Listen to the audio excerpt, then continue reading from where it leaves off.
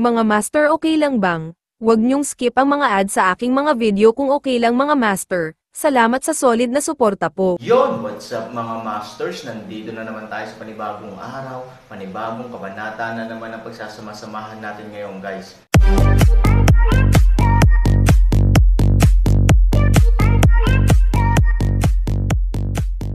Bali mga masters, kung bago ka pa lang po sa aking YouTube channel, please click the subscribe button, lalong-lalo na po yung notification bell guys, para maging connected pa rin tayo sa isa't isa at maging updated kayo sa mga susunod ko pang video.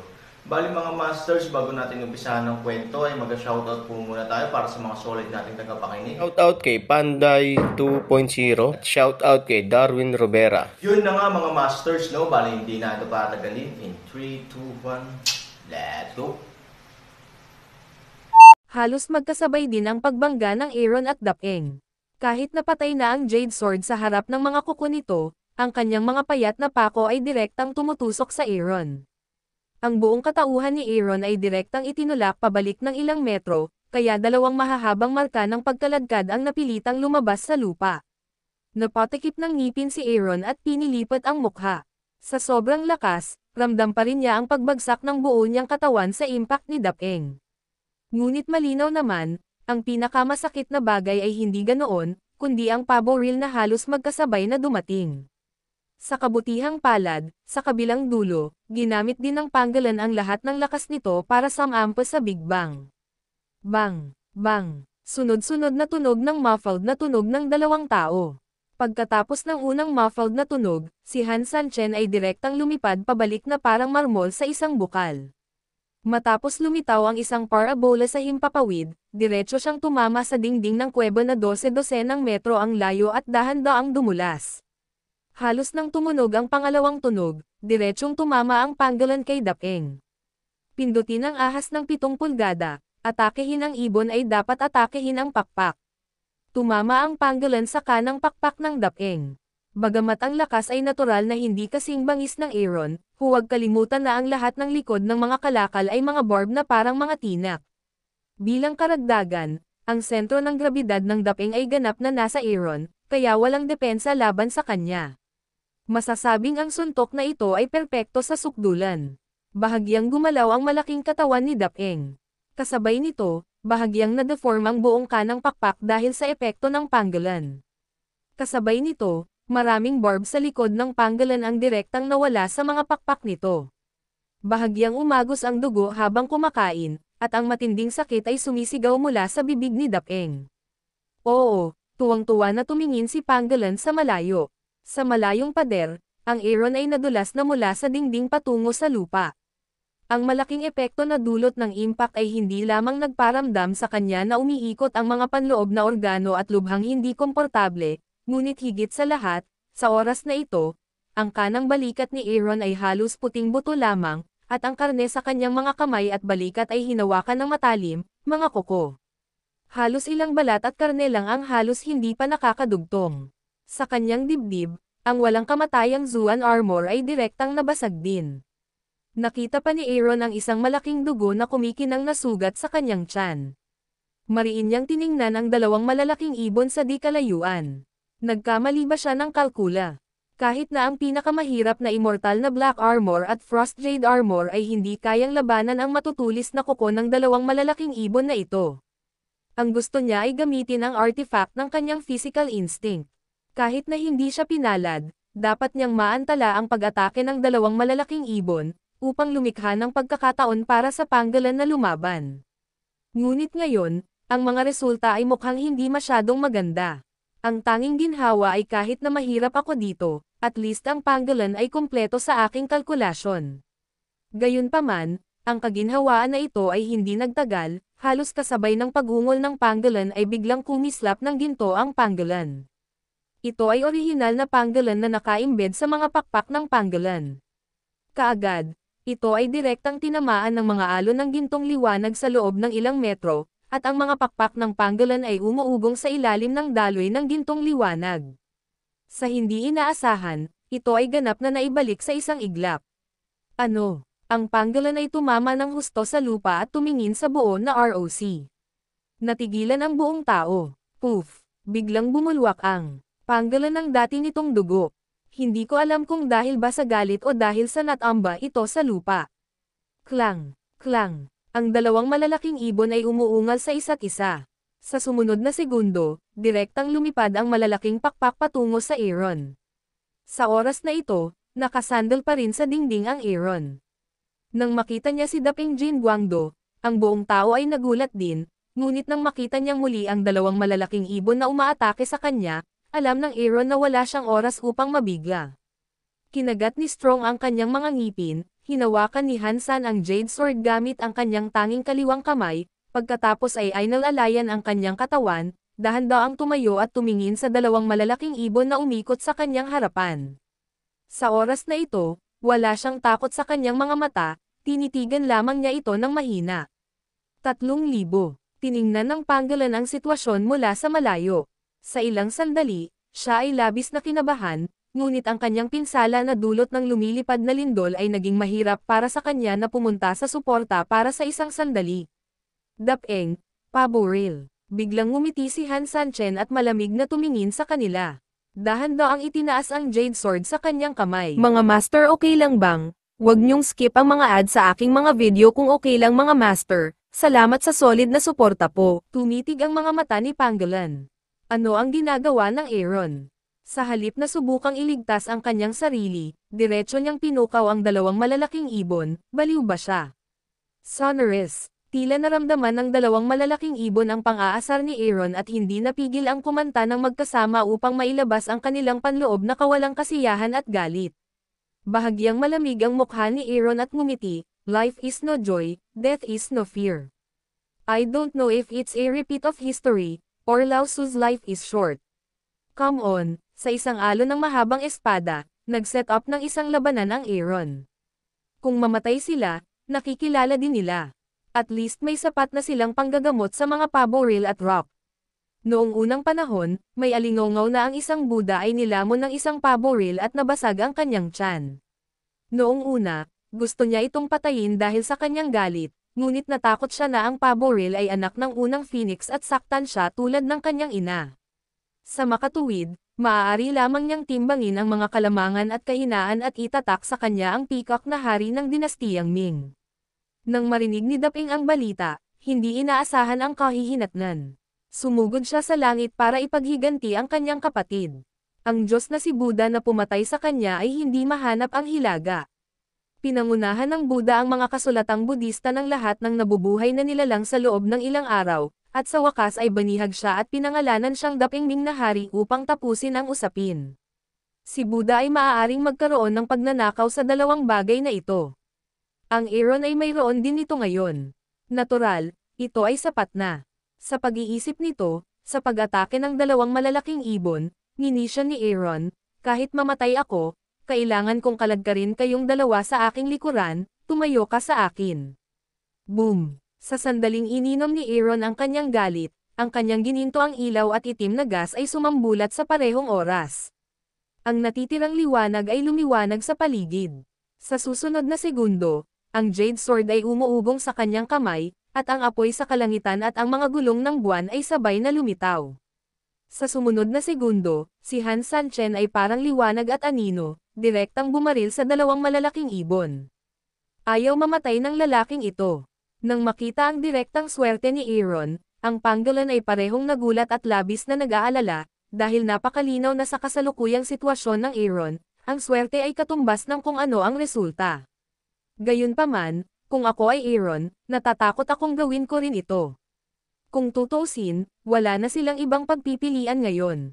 Keng, klang. Pagkakita sa Aaron na tumatakbo, ang dalawang malalaking ibon ay hindi alam kung ang digmaan ay nag-apoy, o sila ay labis na nagalit na sila ay nag-inuman ng magkasama, nagkalat sa hangin at direktang umatake sa Aaron. Labanan ang dalawa, labanan ang isa. Sa harap ng dalawang malalakas na kalaban, halos hindi nag-alinlangan ang Aaron at direktang hinimok ang lahat ng lakas upang salakayin ang Dapeng. Kasabay nito, pinaandar niya ang Skyfire Moonwheel upang direktang umatake gamit ang 72 Divine Sword sa kanyang kamay. Hiyang, galit na umungol ang ROC. Sa sandaling ibukan niya ang kanyang mga pakpak, Libu-libong balahibo ang biglang lumitaw sa ilalim ng kanyang mga pakpak at umatake sa kanya na parang mga palaso. Ang banal na espada ng Han 372 ay nagbukas ng daan at hindi sinira ang itim na baluti at frost jade armor sa kanyang katawan, upang talagang hikayatin siya na i-maximize ang kanyang pag-atake at patatagin ang kanyang depensa sa parehong oras. Sa sandali ng pagbagsak sa Arrow Rain, ang Jade Sword ay papalapit, at ang Skyfire Moon Wheel ay nagiging dalawang streamer, na sabay-sabay na umaatake mula sa kaliwa at kanang bahagi. Ngunit, nang malapit ng magtagumpay ang Aaron, nakita niya ang pag-ihip ng mga pakpak ng ROC. Sa susunod na segundo, ang prototype ay nawala sa kanyang harapan at lumitaw daan-daang metro ang layo. Ang bilis naman, gayunpaman, kung mabilis ka, hindi ako mabagal. Si Aaron ay malamig na uminom, ang kanyang gintong ilaw ay pumutok at kumislap, at ang kanyang paa ay masyadong walang laman. Gumalaw siya at muling umatake gamit ang isang Jade Sword. Ibinuka ni Daping Jinsoy ang kanyang bibig at agad na sumugod sa apoy, direktang isinama ang Aaron na sumugod. Gayunpaman, saglit lang, kumislap ang isang flash ng ilaw, at direktang lumabas ang Aaron mula sa apoy.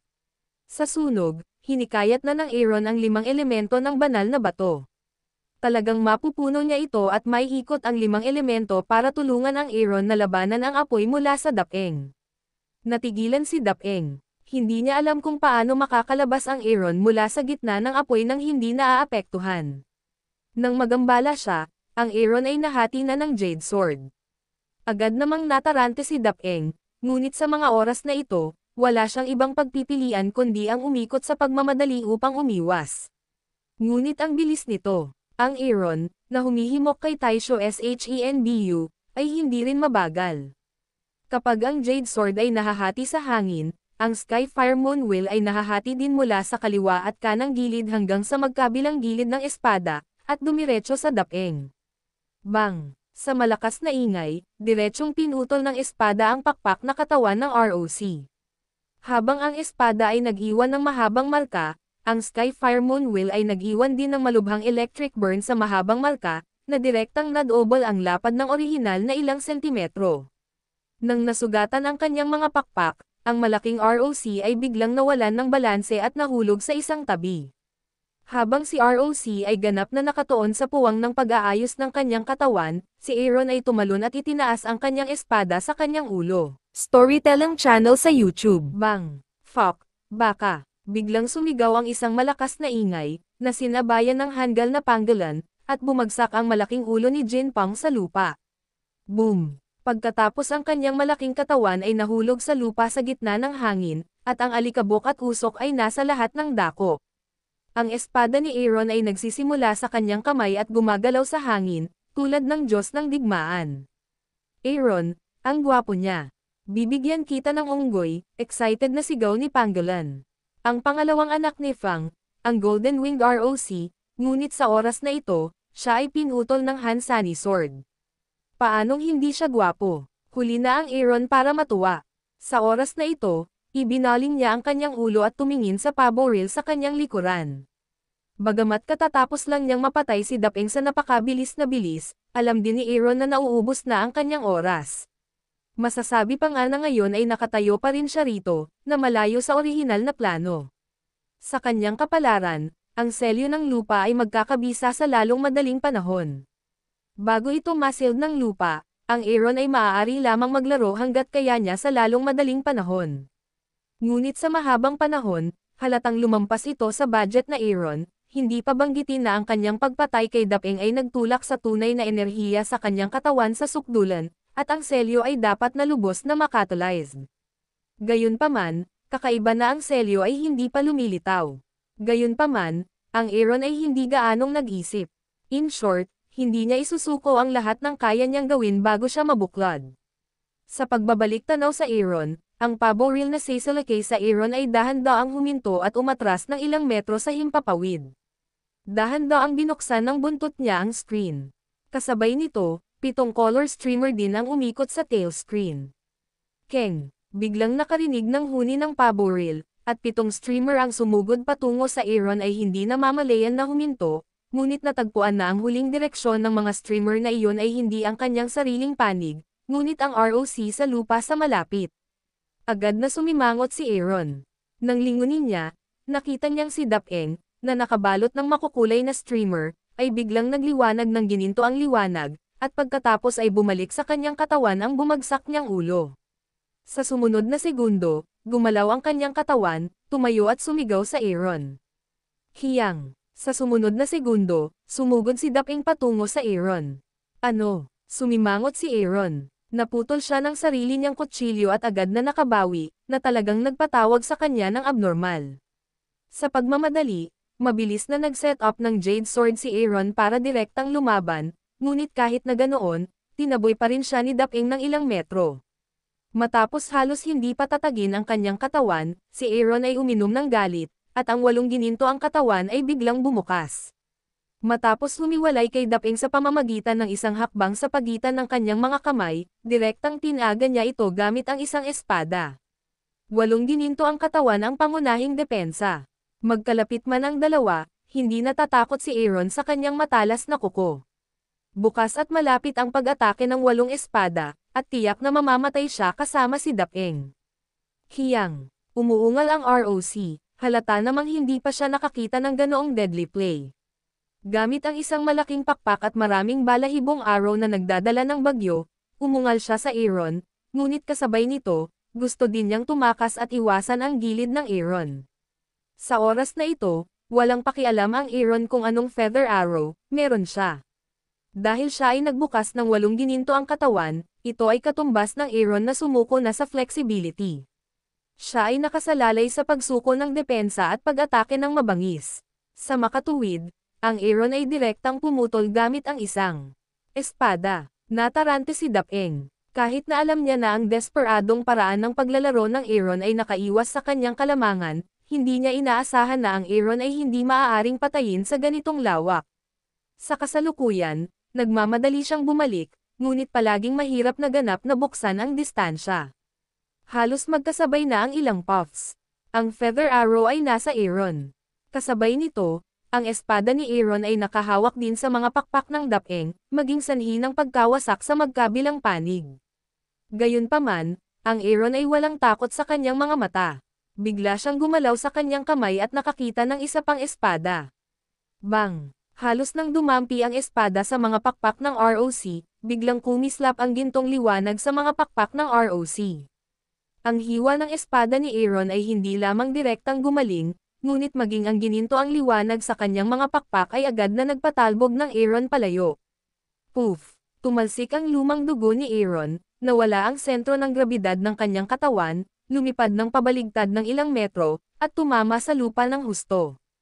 Ano? Hindi komportable si Han Sancheng at gulat na tumingin kay Dapeng. Bigla siyang napalingon at napatingin sa pabo reel sa likod niya. Kumunot ang noo ni Han Sanchen.